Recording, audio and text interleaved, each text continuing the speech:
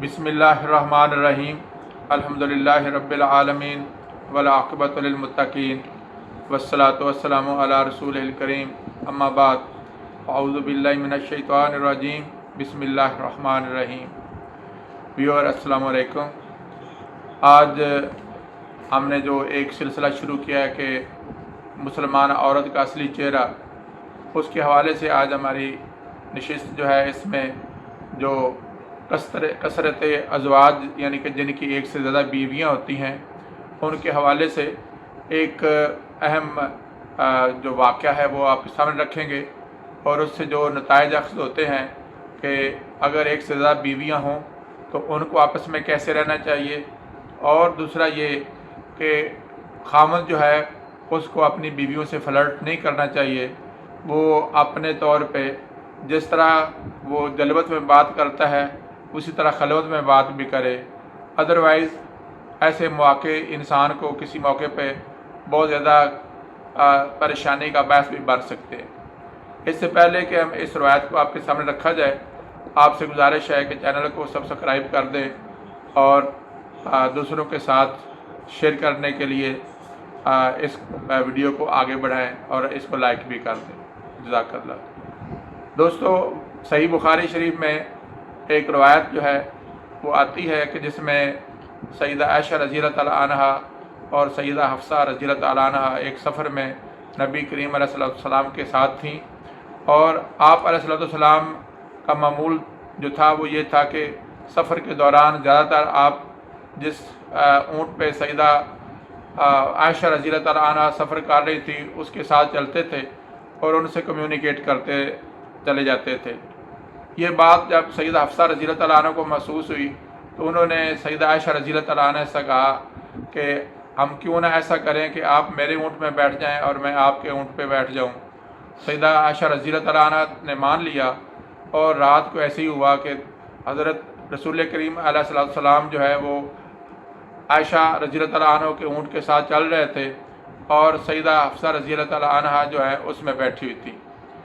जब सफ़र के इख्तिताम पर पहुँचे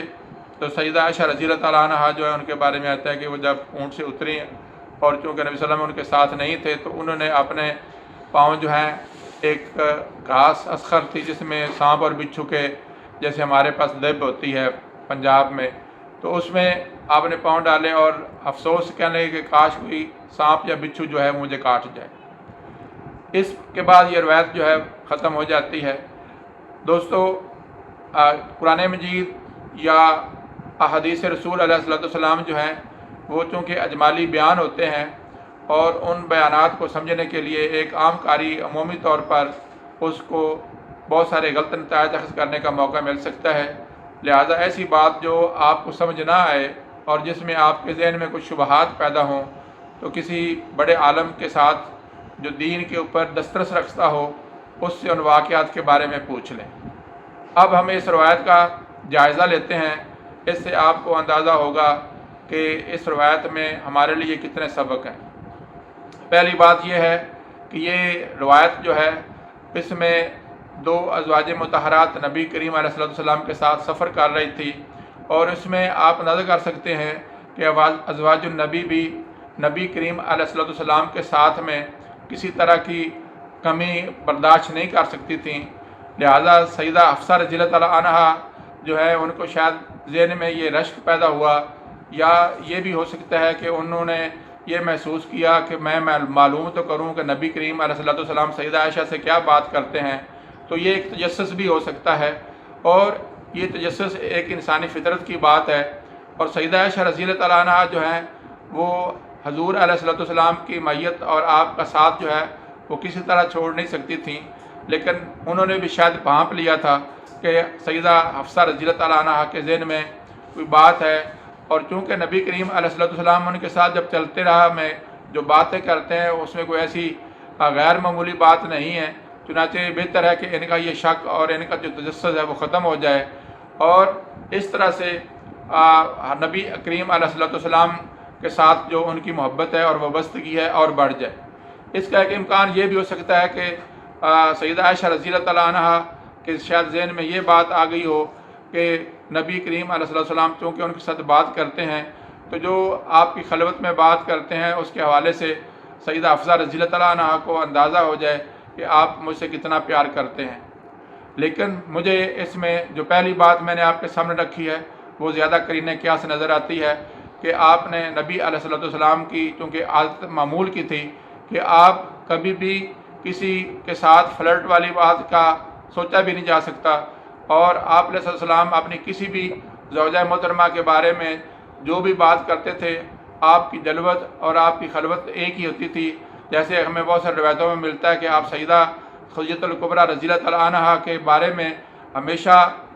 تعریف کے الفاظ کہتے، ان کے لیے صدقات خیرات کرتے، اور اس کے اوپر سیدہ عائشہ رضی اللہ تعالیٰ عنہ کی روایت جو ہے عنہا کی روایت ہے کہ آپ فرماتی کہ جو سب سے زیادہ مجھے غیرت آتی تھی وہ سیدہ خدیجہ الکبریٰ کے بارے میں آتی تھی۔ تو چنانچہ نبی کریم علیہ الصلوۃ والسلام اپنی تمام ازواج کے بارے میں ہمیں تاریخ کے اور احادیث کے واقعات سے پتہ چلتا ہے کہ وہ ہمیشہ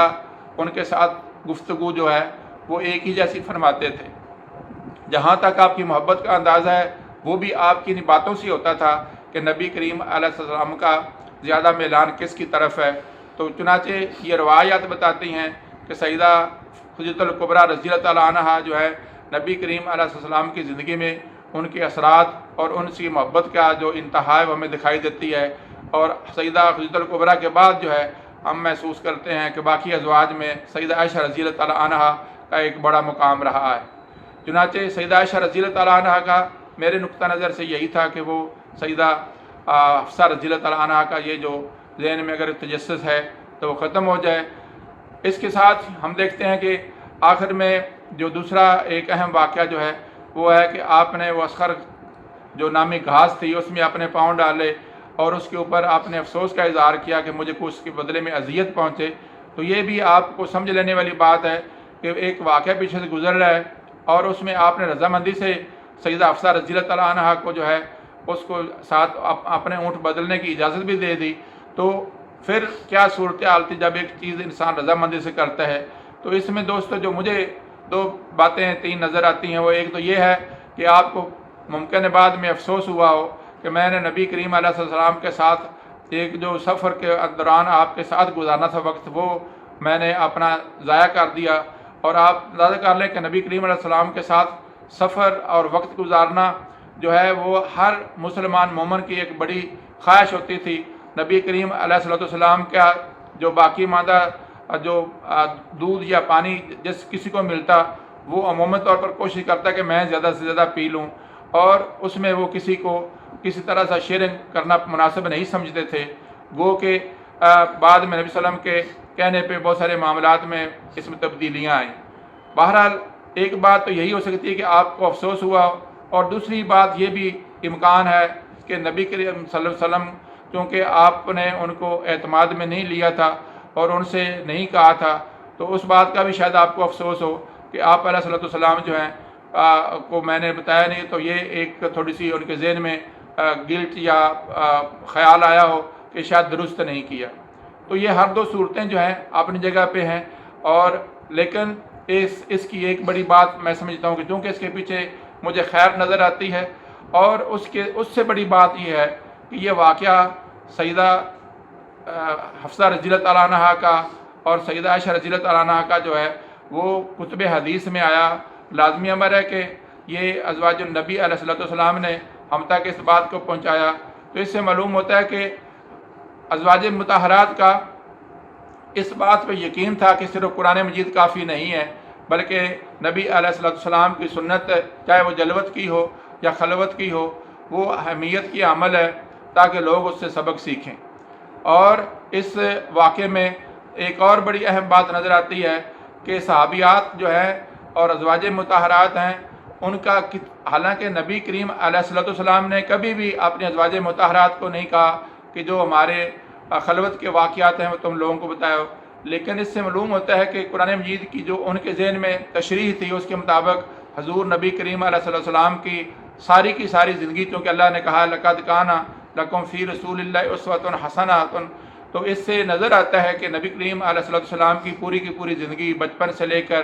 آپ کی اس دنیا سے رحلت کر جانے تک جو ہے ساری جو ہے وہ لوگوں کے لیے پاک نمونہ ہے، اور اس لیے انہوں نے اپنے ایسے واقعات بھی صحابیات نے اور ازواج مطہرات نے بیان کیے جو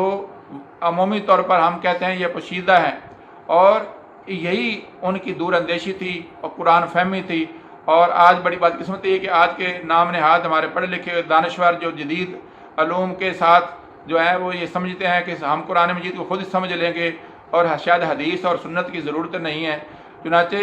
حضرت عائشہ صدیقہ رضی اللہ تعالیٰ عنہ کا یہ واقعہ بتاتا ہے کہ آپ کی فہم کس قدر تھی، اور قرآن مجید کے ساتھ نبی علیہ السلام کی زندگی کا نمونہ جو ہے اس کی کس قدر اہمیت تھی، جس کی وجہ سے انہوں نے اپنے زندگی کے خلوت کے واقعات بھی لوگوں کے سامنے رکھ دیے۔ حالانکہ یہ واقعے سے یہ بھی ظاہر ہوتا ہے کہ سیدہ حفصہ رضی اللہ تعالیٰ عنہ نے اس بات کو نبی کریم علیہ السلام پر عیاں نہیں ہونے دیا کہ خیمے اس اونٹ کے اوپر اس دن وہ سوار تھیں۔ دوستو، آج اس واقعے کے بیان کرنے کے بعد اور اس میں کچھ نکات جو ہیں آپ کو گوش گزار کرنے کے بعد، تاکہ آپ کو اس واقعے کی صحیح حقیقت کا اندازہ ہو سکے اور آپ کے ذہن میں غلط مطالب اور غلط مفاہیم جو ہیں وہ نہ آ سکیں، اس سے کچھ نتائج بھی اخذ ہوتے ہیں۔ پہلا نتیجہ ہے کہ نبی کریم علیہ السلام کی ازواج مطہرات کا اس میں مقام نظر آتا ہے کہ وہ کس قدر بالغ نظر اور باشعور تھیں۔ دوسرا، اس میں نبی کریم علیہ السلام کی جو ازواج مطہرات سے بات سے نظر آتی ہے کہ اگر دو بیویاں کسی فرد کی ہوں اور ان کو کسی طرح کا آپس میں کسی ایک کو شک ہو تو اپنے خاوند کے بارے میں دوسری کو اندازہ ہو کہ اس کا خاوند ویسا نہیں ہے تو اس کی تشفی کروا دینا بڑا اچھی بات ہے، جس سے امکان ہے کہ دونوں میاں بیوی کے درمیان اور محبت پیدا ہوگی اور ان دونوں کی آپس میں بھی محبت بڑھ جائے گی۔ اس کے علاوہ اس میں ایک اور بڑی بات نظر آتی ہے کہ ازواج مطہرات کا دین کا فقہ کس قدر جو ہے وہ گداز تھا، کس قدر اس میں اسٹرینتھ تھی کہ آپ سمجھتی تھیں کہ نبی کریم علیہ السلام کی جو خلوت والی زندگی ہے وہ چونکہ سنت ہے نبی کریم علیہ السلام کی، تو اس لیے ان کو آگے لوگوں تک پہنچانا بھی ضروری ہے۔ اس کے ساتھ ساتھ جو سب سے بڑا میں سمجھتا ہوں کہ وہ جو خاوند ہیں ایک سے زیادہ بیویوں کے، ان لوگوں کے لیے ہے کہ وہ آج کل ہمارا معمول ہے کہ ایک بیوی کو جب خلوت میں ہوتے ہیں تو کہتے ہیں تم ہی سب سے اچھی ہو، تم ہی سب سے بہتر ہو، میری فلاں بیوی میں یہ نقائص ہیں، اور جب دوسری بیوی سے ملتے ہیں تو اس کی الٹ بات کرتے ہیں۔ دوستو، اس طرح کی جب انسان بات کرتا ہے تو کسی نہ کسی موقع پہ وہ باتیں عیاں ہو جاتی ہیں، اور یہ فلرٹ جو ہے یہ آپ لوگوں کو نہیں کرنا چاہیے، ورنہ انسانوں کے معاشرتی جو حالات ہیں اور گھر کے جو امن اور سکون پہ اس کے بڑے برے اثرات مرتب ہوتے ہیں۔ اور اس سے بڑی بات یہ ہے کہ ہر بیوی سمجھتی ہے کہ شاید میں اپنے خاوند کی زیادہ محبوب ہوں، اور وہ پھر دوسرے کو لیگ ڈاؤن کرتی ہے اور ان کی آپس میں لڑائی پیدا ہوتی ہے، اور عمومی طور پر ایسی باتیں لڑائیوں کے موقع پہ عورتوں کے وہ نظر آتی ہیں، اور جب وہ باتیں کلیئر ہوتی ہیں تو خاوند کی اپنی عزت جاتی رہتی ہے۔ دوستو، آپ خود اندازہ کر سکتے ہیں کہ نبی کریم علیہ السلام کی آپ کے ایک وقت میں 9 بیویاں بھی رہی ہیں، لیکن آپ علیہ السلام شام کے وقت عصر اور مغرب کے درمیان تمام بیویوں کے پاس اور بعض اوقات مغرب اور عشاء کے درمیان جو ہے ملتے، اور ان کے ساتھ آپ شیئرنگ کرتے، ان کے ساتھ بات کرتے، ساری وہ ازواج اکٹھی ہوتی تھیں، اور آپ علیہ السلام عمومی طور پر جو بات بھی ہوتی تھی وہ منہ پر کرتے تھے، اور ہر بیوی کو یہ اندازہ تھا کہ نبی کریم علیہ السلام کے ساتھ ان کا کیا تعلق ہے۔ لیکن جو دل کی بات، جیسے نبی کریم علیہ السلام فرمایا کہ وہ انسان کے کنٹرول میں نہیں ہے، لہٰذا فزیکلی مرد کے اوپر یہ لازم ہے کہ وہ اپنی بیویوں میں انصاف کرے، اور یہی وجہ ہے کہ نبی کریم علیہ السلام جو ہیں انہوں نے اپنی تمام ازواج کے لیے باریاں مقرر کر رکھی تھیں۔ حضرت سودہ رضی اللہ تعالیٰ عنہ، ایک اور جو بات ہے کہ جس میں ہم دیکھتے ہیں سیدہ عائشہ رضی اللہ عنہ کو جو افسوس ہوا، وہ مجھے جو اس ایک اور روایت سے اندازہ ہوتا ہے کہ آپ سیدہ سودہ رضی اللہ تعالیٰ عنہ جو تھی، انہوں نے اپنی باری سیدہ عائشہ رضی اللہ تعالیٰ عنہ کے لیے جو ہے انہوں نے مقرر کر دی تھی، اور کہا تھا کہ رسول اللہ علیہ السلام جو ہیں وہ میرے حصہ کا جو وقت ہے وہ نبی کریم صلی اللہ علیہ وسلم جو ہے وہ سیدہ عائشہ رضی اللہ تعالیٰ عنہ کے گزاریں۔ تو آپ اکثر ان کی بہت عزت کیا کرتی تھیں کہ انہوں نے اپنا وقت جو ہے میرے لیے مقرر کر دیا۔ تو اس سے آپ اندازہ کر سکتے ہیں کہ صحابیات میں نبی کریم علیہ السلام کے لیے ان کا وقت حاصل کرنا ان کے لیے بڑا قیمتی تھا۔ اس کے لیے کئی اور ایک واقعات بھی آتے ہیں کہ جب میں بعض ازواج نے اپنی بہنوں یا کزنز کے رشتے جو ہے نبی صلی اللہ علیہ وسلم کے لیے کہے، اور آپ نے کہا کہ تمہیں رشک نہیں آتا کہ تمہارا جو ہے ایک اور میری زوجہ ہو جائے گی، تو اس کی بنیاد وہ کہتی تھی کہ جب ہمارا وقت دوسروں سے شراکت ہو رہا ہے تو کیوں نہ ہماری کوئی عزیزہ جو ہے اس وقت میں شامل ہو جائے۔ تو اس سے آپ اندازہ کر سکتے ہیں کہ نبی کریم علیہ السلام کے ساتھ صحابیات کی بالعموم اور ازواج مطہرات کی جو محبت ہے، اس کا آپ کے ساتھ جو ٹائم گزارنے کا ہے وہ بڑا اہمیت کا حامل تھا۔ اور اس جو روایت میں آخر میں بات وہی ہے کہ آپ کے جو حضرت عائشہ صدیقہ رضی اللہ تعالیٰ عنہ کو افسوس ہوا، تو اس کی ایک بڑی وجہ یہی تھی وما علینا الا البلاغ۔